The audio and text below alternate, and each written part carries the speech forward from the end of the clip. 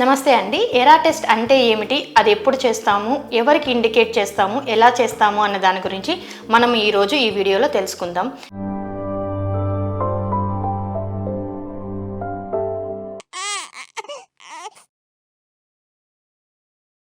నేను మీ doctor Lakshmi, fertility consultant, మాతృత్వ fertility centre, Nellore branch.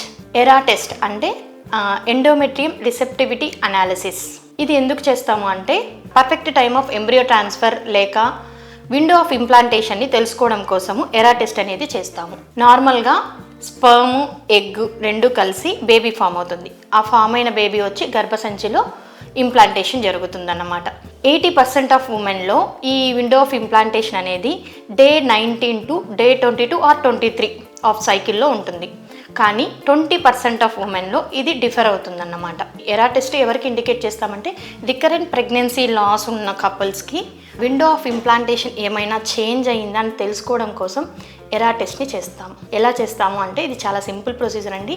ఏ విధంగా అయితే ఎంబ్రియో ట్రాన్స్ఫర్కి ఎండోమెట్రియంని ప్రిపేర్ చేస్తామో అదే విధంగా ఎండోమెట్రియంని ప్రిపేర్ చేస్తాం ఎరా టెస్ట్కి కూడా.